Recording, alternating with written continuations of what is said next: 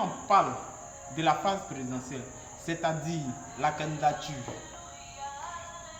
quand on parle de candidat officiel, c'est celui qui s'assoit sur les bancs pendant 9 mois et on appelle ça comme mandat. Maintenant, après, il vient encore poser sa candidature, c'est-à-dire renouveler sa candidature, lui, on appelle candidat officiel.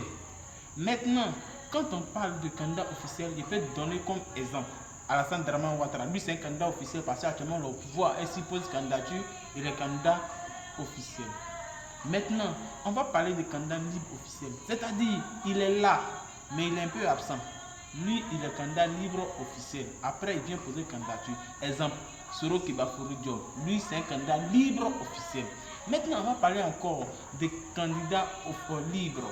Quand on dit candidat libre, c'est celui même qui était là, mais il n'est plus là. Mais il a vu que c'était un peu bizarre, il s'est retiré, mais il s'est préparé pour revenir. Lui, c'est un candidat libre. Exemple, Laurent Gbagbo, lui, il est candidat libre.